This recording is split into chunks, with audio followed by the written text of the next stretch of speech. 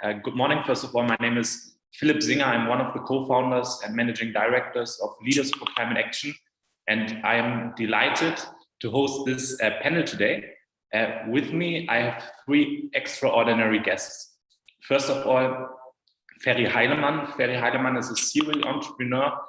He founded companies including Daily Deal, Forto. He's also a co-founder of Leaders for Climate Action and just recently started Pirate Impact Ventures. Ferry, it's great to have you with us. Secondly, Pierre-Yves Merchaumont, Pim. He's a co-founder of Daphne, a Paris-based venture capital fund. He's also driving climate action initiatives in France. Welcome, Pim. Thank you, Philipp. And lastly, Petar Mikovic. He's a partner and also a board member of Invent Capital, a Prague-based venture capital fund. He has invested in many successful climate tech startups already, including Sonnen, Solar, and Elite. Thank you for joining, Peter. Happy to be here. Great. And for the agenda today, we will start it off with 4 short presentations about what we are doing, and then we will open it for a panel discussion between us, and the last 5 minutes will be reserved for questions from the audience. So please just put them into the chat.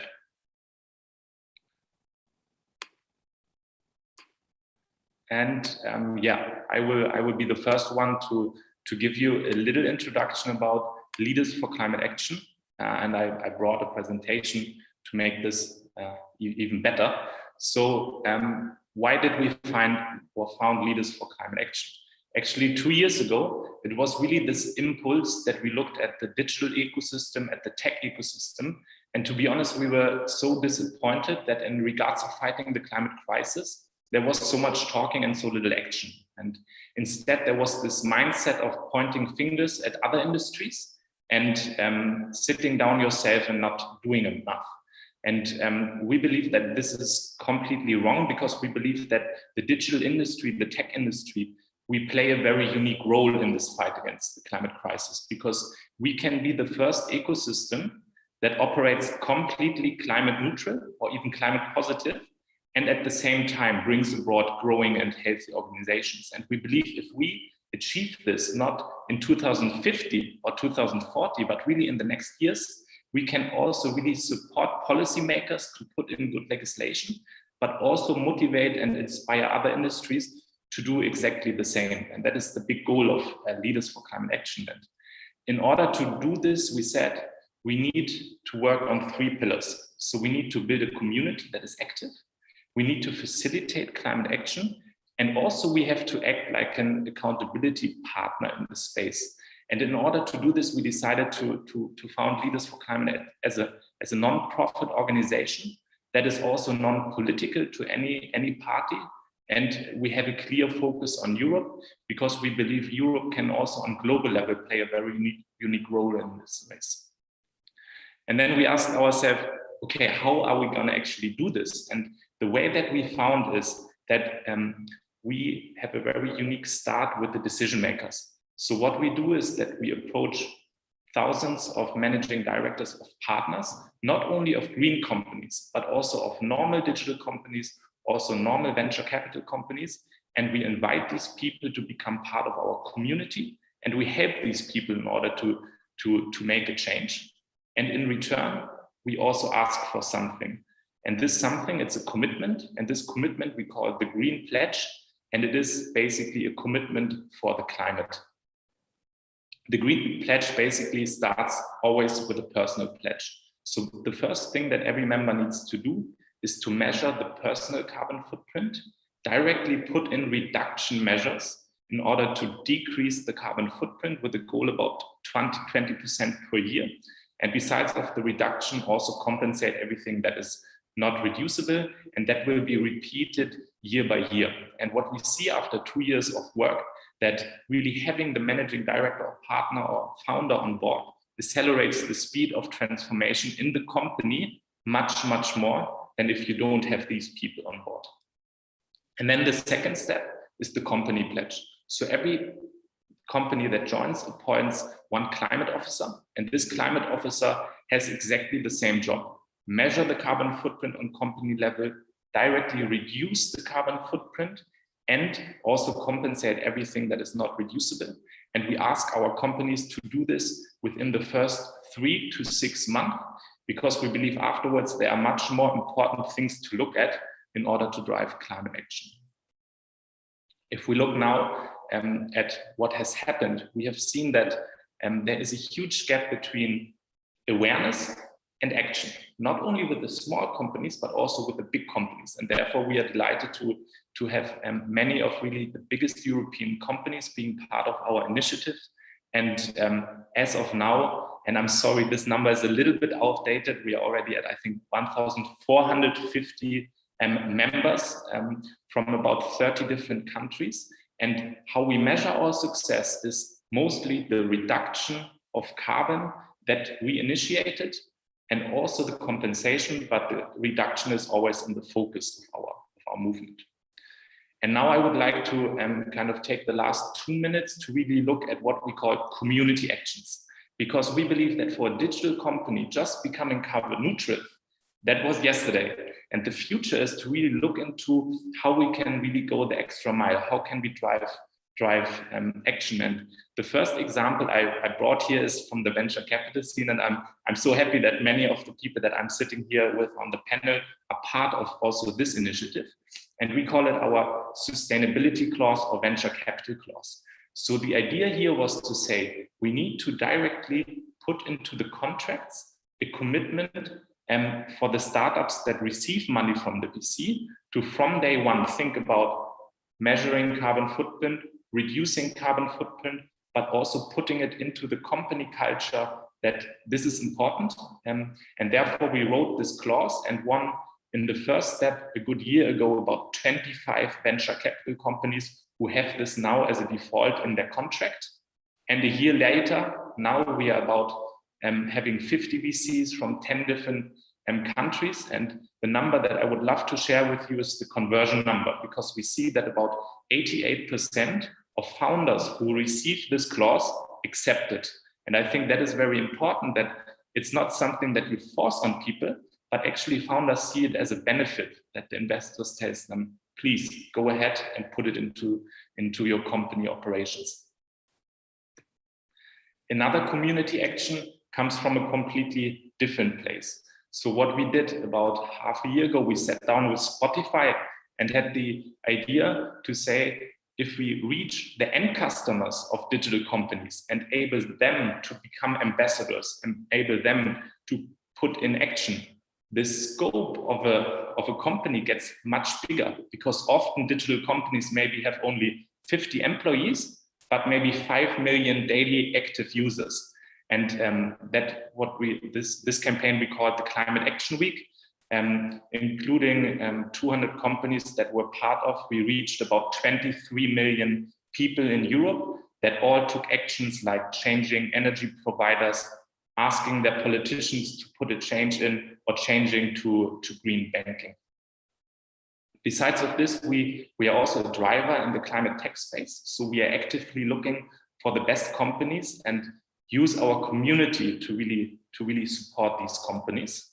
And lastly, and that was something I have to say that was very new for me, is that in the political space, you need companies and you need communities that show politicians, we can do this. We want you to put in legislation. So that is also our role, to be the green future industry that asks for more, and is kind of another point against the old lobby groups.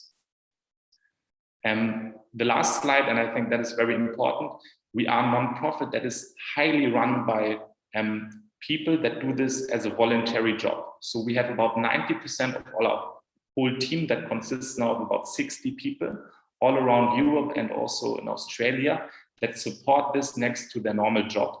And that maybe also as my last thing towards the audience, I think the best thing you can do is take a little bit of time and put it into climate action, no matter if it's a movement like us or just something in your neighborhood or maybe a green tech company that you support.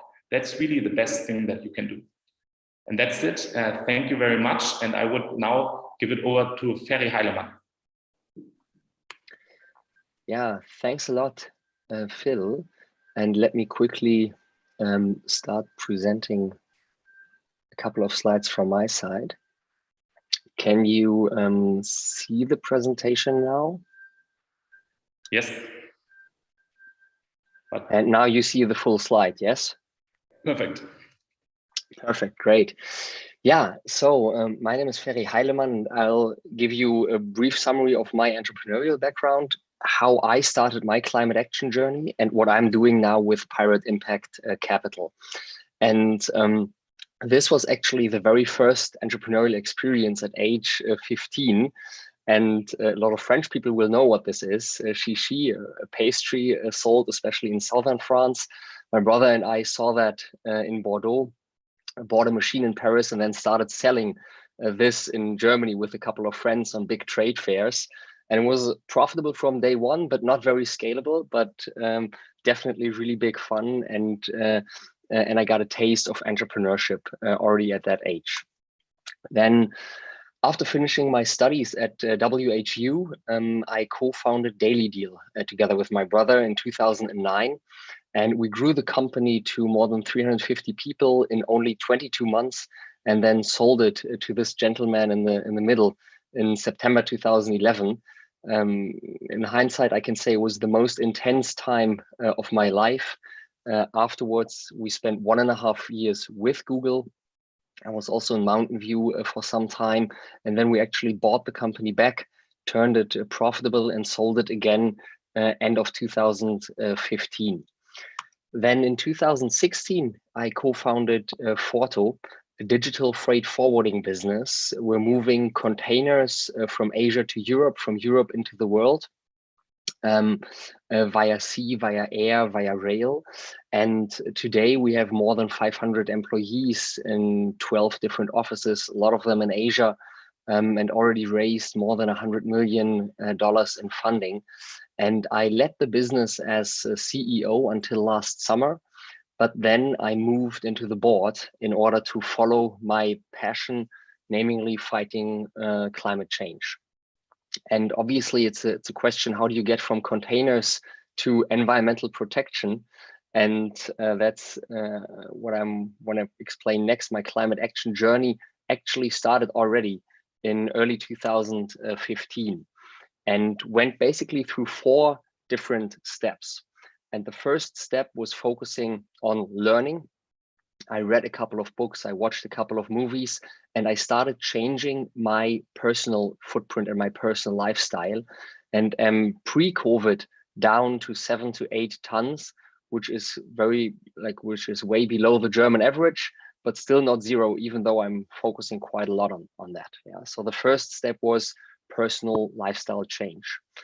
The second step then was implementing my personal learnings into my company. And at Forto, from day one on, we were measuring, reducing, and compensating our footprint.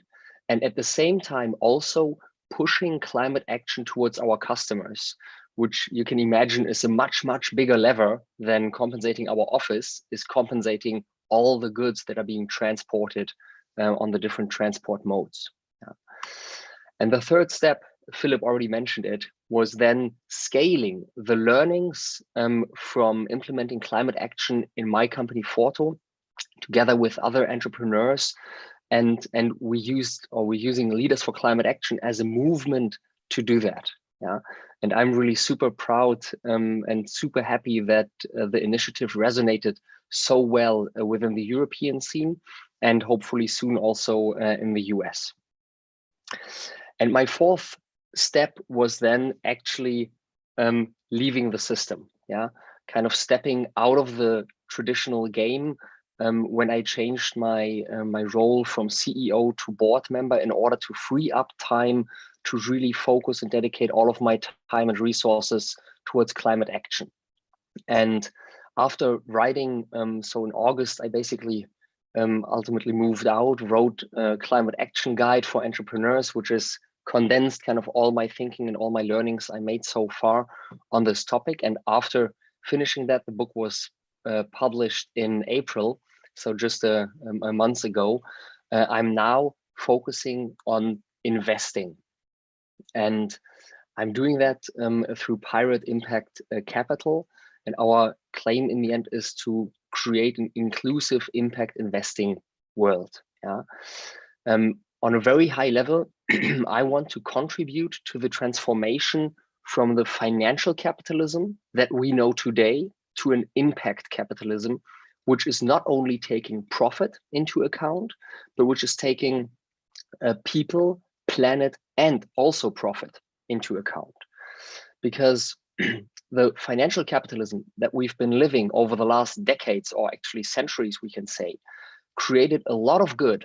Yeah, definitely a lot of technology progress, a lot of wealth, but through fully relying on the invisible hand, this capitalism, from my perspective, turned by today into a liability instead of an asset, because externalities are not priced into the system.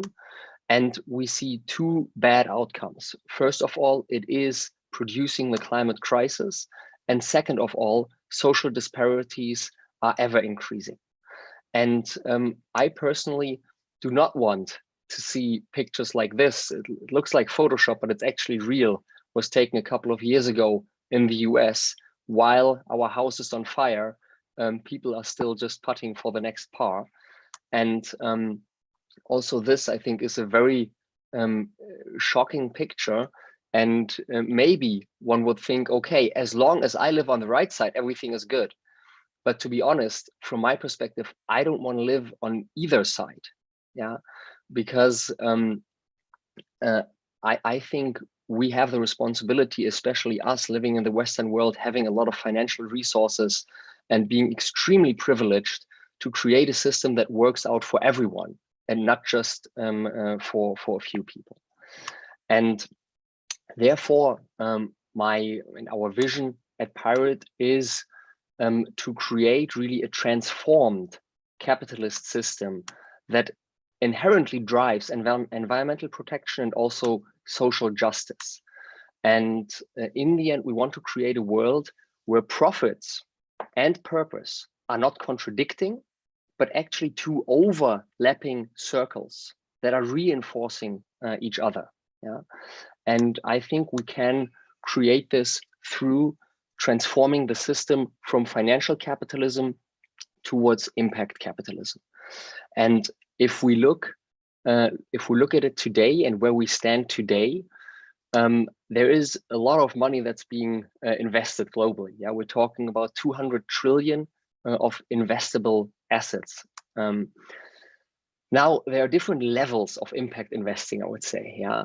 And one part is the whole ESG topic. Yeah, ESG is now all over the place. Everyone wants to implement it, and it is important and it is good, and it's a step into the right direction. At the same time, it is rather a blacklisting. I avoid the worst companies. I avoid the worst products that are out there.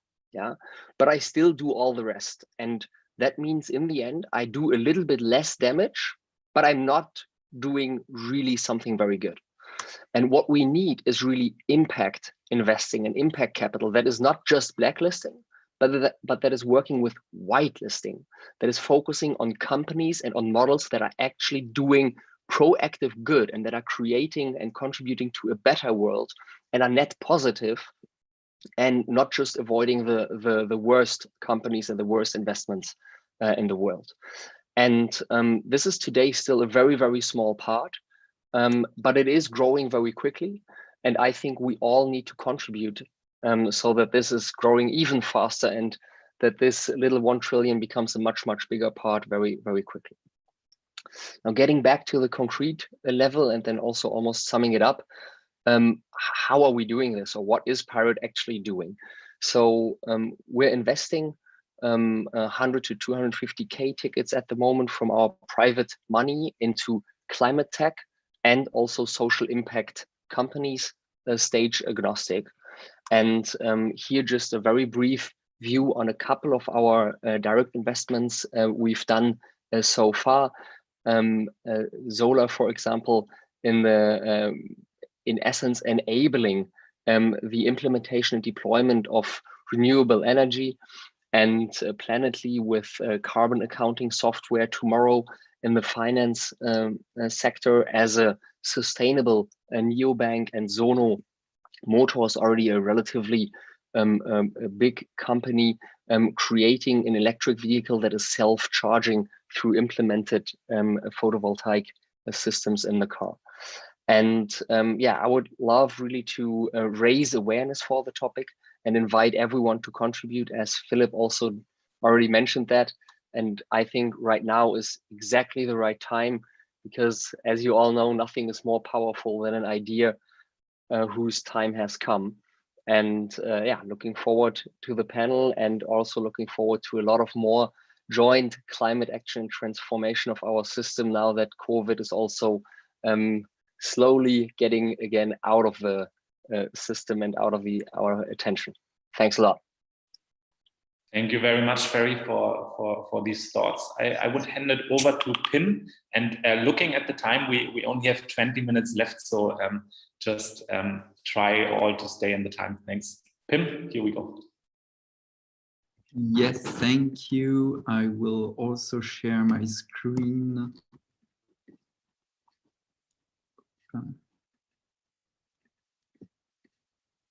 Do you see my screen? Yes, we see it. That's fine. So I'm Pim, that's my nickname. I'm the co-founder and partner at Daphne. That's a VC fund headquartered in Paris.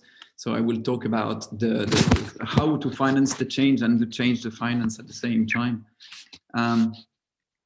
At Daphne, the mission of Daphne is that we invest in companies that are changing the world.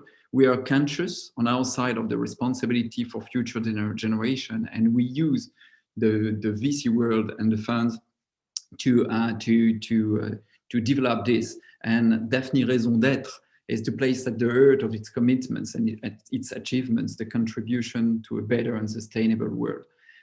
We are trying to apply as much as we can the rules that we advocate externally, and we are applying these rules internally. So we invest in new usage.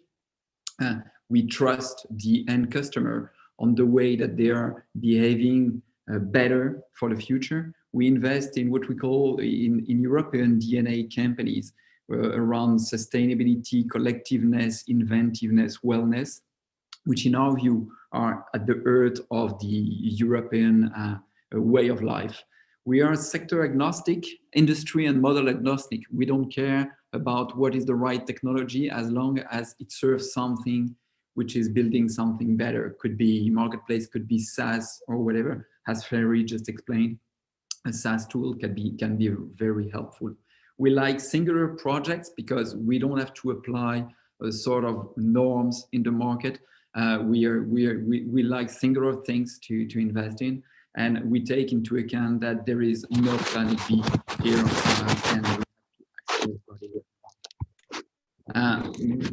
At Daphne, we have some external dedication, not only investment.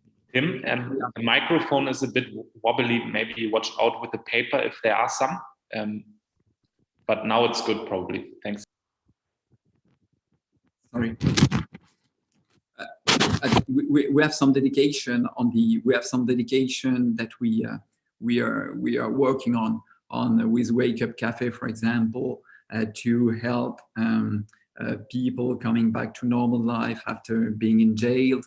We are helping included VC to have minorities involved in our way, involved in our job of investing. We are helping Use It Again to renew a boat for impacting the way we understand how around the boat change. That's a boat that has been renewed, the Ellen MacArthur boat. So that's all the things that we do at Daphne. But let me tell you a true story that I lived on my side. I had a vacuum cleaner, just coming back to basic things.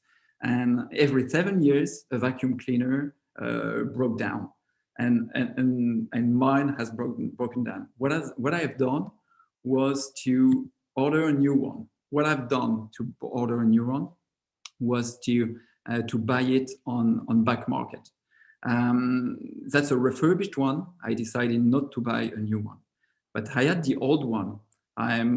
what I've decided to do with the old one was to give it to somebody else.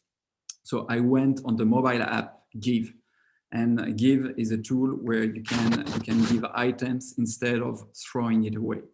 So I'm a bit conflicted when I say that, because at Daphne, we are investors in both companies. So what is back market? Back market is we invested at Daphne at seed stage in the company. That's a marketplace business model, having an impact, refurbishing a wide range of electronic devices, from the mobile phone to computers, to screens, and to vacuum cleaners. That's a company born in France, grown in Europe, and expanding worldwide with a strong impact. More 450 people involved in the company with great impact. Several hundreds million euros raised so far, multi-billion valuation.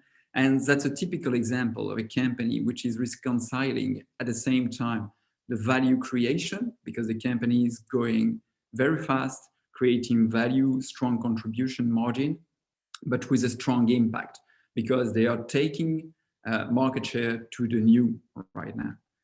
On the other side, Give, it's also an investing company of Daphne. And we invested at seed stage as lead investor. And there is a strong attachment rate, which is driven by the strong usage of people that are using the application, mainly mobile way, to give things to people that are potentially in a need. And you as a giver, you can just avoid throwing away things that you have at home and you don't care anymore. For my own vacuum cleaner, it could have a new life. It could be repaired, but I don't have the capabilities to repair it myself. So somebody was very, very happy to get it. There is no transaction, but there could be a business model behind, which is sort of a freemium model, helped by B2B, by B2C. Everybody can buy some credits and so on. And there is also a media business model. So the company is under the radar screen, but has a strong impact. And that's things that we like at Daphne. And the baseline is build a city for good. We figure out sort of a city for the future where we can tackle some subjects like financial wellness, urban farming, circular economy, a lot of things that are creating new way to behave on a daily basis. And we as financial, we can help the company to go further in what they do. So Daphne mission around this is the usage-driven business model is really important as investors. We are trusting the end user at the same time, because we think that everything that we are discussing right now is at the heart of consumer behavior, and our role is to help people understand that there is no planet B. As Ferry was explaining, we cannot oppose profit and purpose.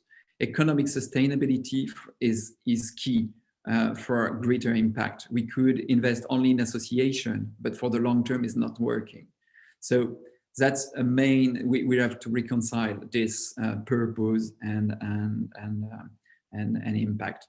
And keeping in mind that we invest at very early stage. So not all the companies are able at very early stage to measure the impact that they could have, because that's reporting.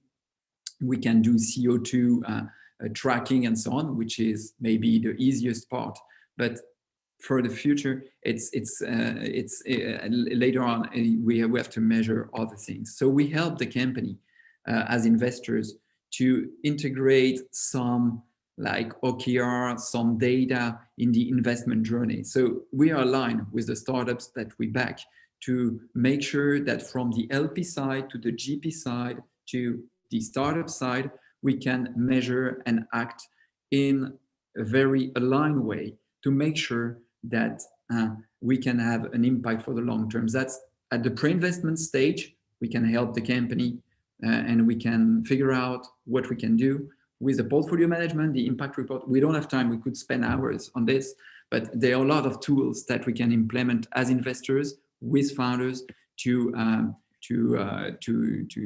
be very helpful and impactful. So that's all for the time. I know that we are a bit in a hurry, so letting the floor. Yeah, thank you very much, Pim. And maybe we have also some time afterwards to discuss about the measurement and tool part. And I'm also very happy that I just talked to ChangeNow, and we can increase the session for a few more minutes till 10 o'clock. But now, first of all, Peter, the stage is yours. Thank you, Philip. Thank you, everybody. I'm Peter Mikovec. I'm running Inven Capital. And you should probably know where are we coming from, because Inven started as a traditional corporate venture fund back then in 2013-14. And imagine what, our key investor, the utility, is a vertical integrated utility owning lignite mines, nuclear power plants, coal power plants, gas, distribution network, and retail. And we were sent out there, look for innovative startups in the energy sector, the new ones, the smart ones, the clean ones, because we don't know what's going on. So let's set up this experiment and see what's going to happen next. So this is how we started it. Now, what happened to us in the meantime, that we have been meeting people like Philip or Ferry or Christoph Ostermann and Thorsten Stiefenhofer from Sonnen, or Christian Dahlmann or Johannes Schwarz from Tado, or Christian and Niels and Carl from Sunfire, and there are many, many, many more. 500 startups per year, 500 stories, how to make this world better. So we changed from investors backed by a corporation like Chess into activists. At the same time, we became parents, fathers and mothers, and this all changed a lot.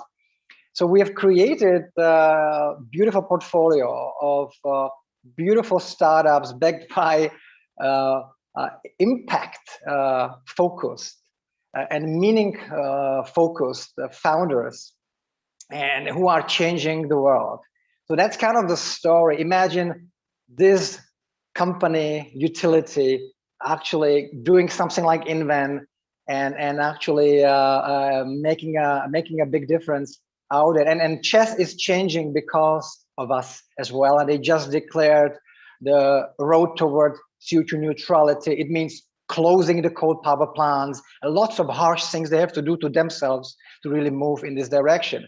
So our starting point was very difficult. I'm an energy guy, utility guy, and you guys, and thanks to Leaders for Climate Action initiatives, you changed us.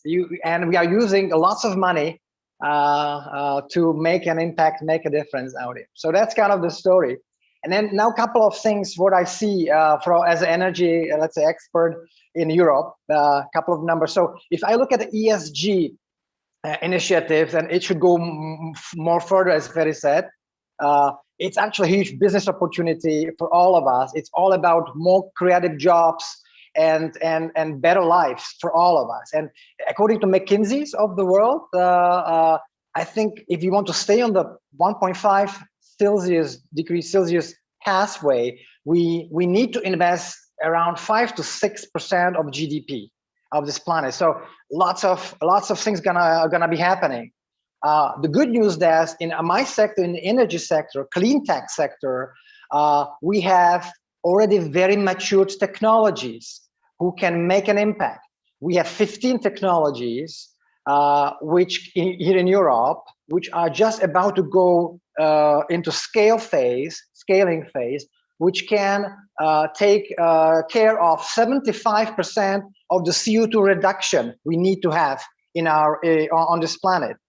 You probably are aware that wind, onshore, offshore, solar, etc., hydro, district heating are already in the money. They are much more competitive than classical fossil fuel technologies. And there are other heat pumps and electrolyzers, etc. I don't want to waste too much time of yours about this, but the good news is that we have technology, we have products, they are just about to become commercial, and we can just deploy them if we finance them in the right way. And the capital is flooding into this segment. When we started, a little bit, a couple of years later, in 2015, I see private equity funds focus on ESG topics or impact topics growing from, in Europe, from $400 million to $2.6 billion. In the United States, from $700 million to $3.5 billion. And the same growth in venture capital area.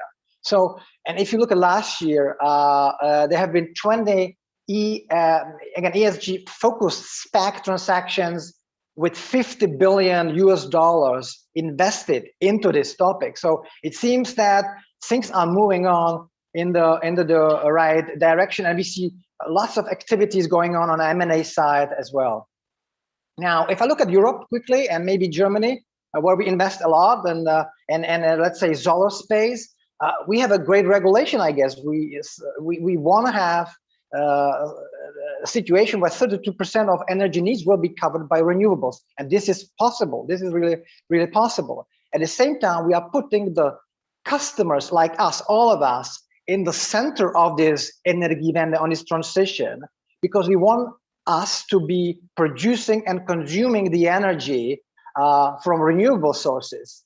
And we have incentive schemes here, feed-in tariffs supporting this. So people actually will be buying more and more solar panels with energy storage systems, etc. So there's a good news. And there's a new directive saying that every new building, or if you reconstruct old building, this has to be ready for connecting with the charging infrastructure for electric vehicles. So lots of good stuff, and we invested along these topics. So we have a B2C segment. We have solar. It was already mentioned. Ferry invested as well in Tado, taking care of beautiful, nice climate at home and saving energy there. There's no planet B. In the B2B, we have Elite, which is helping utilities like us, like Chess, to change and engage with the customers, help them to go into this transition, be part of something much bigger, which has to do with this impact type of investment and impact type of behavior. We are invested in green hydrogen, Sunfire, which, if you really want to ultimately decarbonize the planet, we need to have a green hydrogen. And that's where electrolyzers comes in, and that without it, we cannot make it. We cannot electrify it from renewables only. So that's another, we are helping industrial customers with Cosmotech and Neuron Soundware to make their production lines much more efficient, etc. And there's more. So we are really happy to be part of this journey. We are happy to be infected by Ferries of the world and Philips of the world and everybody. We are enjoying our life, dream job. We are running around the market with the mantra, we help startups, and we are just raising new funds. We'll take more money from utilities like Chess and European Investment Bank and deploy it in the right way, where impact matters, meaning matters, and value matters. That's what we're going to be doing. Great. Thank you very much for sharing all of this, Petter. And I would say, let's dive right into a little bit of discussion. And I would like to start with the measurement part, because I mean, it's clear for startups, impact measurement is important. And my question is, how do you actually assess the impact before you do the investment decision? What is the way you work with that? It's a question for everybody, or who? This question is for everyone. So Ferry, Tim, feel free to also jump in. Look, so I'm the virgin here. I'm the guy who is transforming my mindset, right? So we actually, to be honest, we haven't measured anything quantitatively so far. Our approach was basically understanding the mission, the mantra of the founders, what they really want to achieve, how big it can get, how far they want to go, right? So for our current fund, we are just finishing it, and the investment period, so we don't have any measurement in place. But in the clean tech world is actually much more easy. These guys are crazy about impact, right? So I have it a little bit more simple here. But I'm looking around and looking for some guidance as well, how this can be measured, whether there's any standard we can use. And we are speaking to you, Philip, about it as well. And we are more than happy for our new fund to start with some standard measurement and have it part of our quantitative assessment of the investment. So far it was qualitative and not quantitative. But I believe maybe to the other experts, to Ferry, maybe they get much better answer to this. So I'm also still relatively new, especially to the impact investment space. And my high-level gut feeling impact measurement is that I want to see true mission alignment with the founders and obviously with the product. The product needs to pay in 100% into solving a climate crisis or a climate problem or a social impact topic. So the direction must be very, very clear. The positive impact may not be a side effect of the business, and you also may not be able to decouple this positive impact with commercial success. It must go hand in hand. So that's like very simple, super simple, basic criteria for me, and especially the mission alignment with the founders, because that is the insurance that the company will also be doing this in the right way in 2 years, in 5 years, in 10 years. Yeah, and to build on that, this is what we have been doing, and actually it's not only about the founders and managers being aligned, but we are very careful in inviting new investors into the game. We want them to be aligned with the mantra, with the mission, impact mission as well. So we will be very picky when we create consortiums of investors who can actually help really to make the difference. Yeah. So it goes far beyond the founders team and the startups in my case. Yeah, and just a last sentence, maybe, sorry. But I am also in the process of creating an own framework. I mean, there are so many out there. I've looked at SASB, GRI, the CDP carbon disclosure project, etc., future fit benchmark. I mean, I've looked at like 25 frameworks and I've condensed my own so far, but it's literally a version 1.0. And at the moment, I'm applying that to all portfolio companies, but there is still much that we need to learn and optimize, I think. Perfect. And maybe throwing in the first question from the audience that tackles exactly what we are talking about, and it's towards Pim. What was the initial criteria you considered when you were investing in back markets? E.g., was it potential of growth, pollution, waste reduction? What was it? In fact, we had a very in-depth discussion with the founders, and coming back to the mission, sharing the mission is the criteria number one, because at the very beginning of a company, you don't have all the data to track and to measure what is the impact. You have only the idea of what could be the impact on the mid and long term. So what you have to share first is the mission. And then is to see what are the criteria that you can put. We have to avoid the overkill, frameworks. That's good to have frameworks, but there is one framework per stage for a company. At the very beginning, you are really focused to make your business working, which is criteria number one. And then to see if you are still aligned with the mission.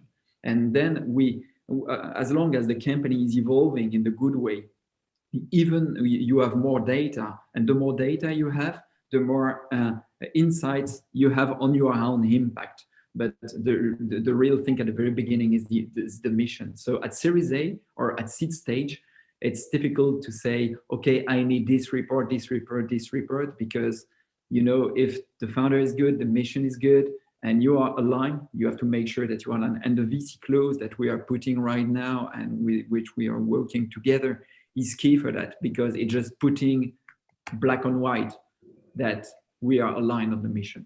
Mm-hmm. Cool, thank you very much.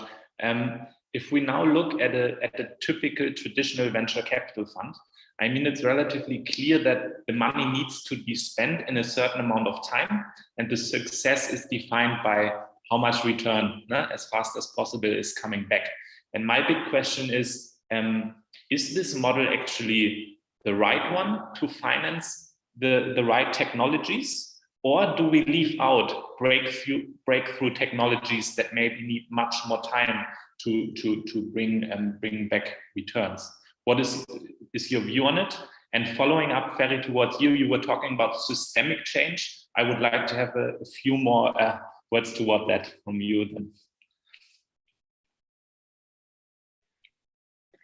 Maybe first on the general VC model for climate tech, etc. So I think we are at the moment in a transition. At this very moment, it's still very profitable to invest into non-sustainable businesses because external costs are not factored in. Yeah. Fossil fuels are heavily subsidized globally with direct subsidies, indirect subsidies. It's in the trillions actually every year. And most VCs actually do have at the moment still the mandate from their LPs to maximize profits. And that can still lead to the skewed result of investing into companies that are doing harm, but that are still very profitable because they don't have to pay for the externalities. Yeah. So at this very moment, I think it's not easy, and we do need also a conviction and a mission-driven investors team. So the fund managers, the partners in the fund need to have an own conviction in order to make this happen. In the midterm, I mean, we are having a carbon tax now in Germany. We are having carbon tax, or it's coming. The system is in the process of changing, and as soon as we arrive at a higher level of change, then it will be inevitable, and then it will be just not profitable anymore to invest into non-sustainable companies and companies that are kind of creating rather liabilities instead of assets for our planet and our society. Maybe if I may add to it, if I look at the indexes of traded companies, in the sustainable technology area, they have actually totally outperformed the traditional indexes of the traditional companies. Now we're talking, in the last 24 months, we have seen 208% growth of the index compared to maybe 40% growth of the traditional ones. So it's more than 5 times more. If you look at some of the steel companies specifically and chemical industry, we see more the systemic risk really being already realized there, that they are creating, as Gary said, liabilities. There's, according to McKinsey, more than 15% of the value of the shares, the shareholders will lose, more than 50% at risk. So I think the current markets are already showing that the allocation from traditional assets will create liabilities into sustainable assets, which make more meaning, and is happening, which is already pretty good news. And we just need to continue this trend, and I think it's gonna really continue. We see utilities having a hard time to finance themselves with the traditional interest rates as they had before. Everybody wanted to finance utilities because they were stable businesses. That's not the case anymore. So I see signs from capital markets and financial markets, not signs, a real impact, where those guys who will stay with the dirty businesses, their shareholders will suffer even more. And that's a good sign. It's that the change is coming and is happening. And maybe to add something on this, on another point of view, is the length and the lifetime of a fund. The lifetime of a fund is something like 10 to 12 years in average. If you want to have a long-term view, a good way to do so is to reduce the investment period also. That's to say that you have 10 years or 8 years in front of you to help the company grow. And after 8 years, if you don't see any impact on what you have done, you can question yourself if it was the right or the bad company for this. Mm-hmm. Cool. Perfect. Coming to the last question, we are all from different countries in Europe, or almost, but we are all from Europe. And for me, and maybe the audience as well, I would love to get your view on what is the status of the European climate tech industry, and how do you see it in the future? Also looking at the strong commitments coming from the USA, but also from China, how do you see the future of the European climate tech industry? On my side, I'm very confident. I was talking during the short presentation about the European DNA. We have in our way of life here in Europe a good understanding, in my view, of what is good for the planet. Maybe we are a bit more aware than any other in the US or in China about climate change, etc. And we can take the lead on this, and we can keep the lead.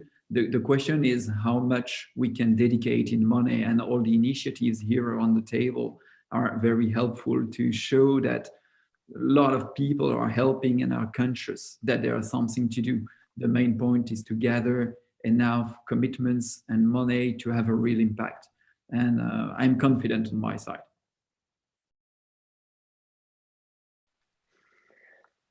Yeah, I think that we certainly had a head start. I think especially Germany, also with the portion of renewable energy that we have in our grid, and the force we're pushing that also already over the last 20 years. I think we overall in Europe have a good position and are a bit more conscious, yeah, living a less radical capitalism compared to North America. But I think now in the US, after Trump, they also woke up. Biden is setting now ambitious goals, reducing the emissions by 55% from 2015 to 2030. And I think the US will also be moving quickly. So in other words, if we want to also from a technological standpoint, want to stay ahead, we need to hit the gas even more here in Europe and really focus on this, because if we see it, I mean, I'm not competitive on this. Yeah, my personal opinion is the more the merrier, because we need all hands on deck in order to solve this problem. But if you would look at it from a competitive standpoint, we need to accelerate further in order to make this a European tech trend in a European domain, or to continuously have it as a European topic. Yeah. I think I'm very positive in principle, but to be honest, I don't play this competitive card.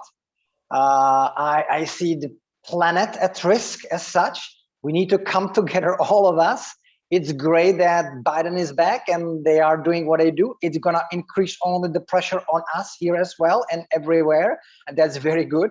I see SPAC coming and really, you know, looking at European opportunities out there in North America.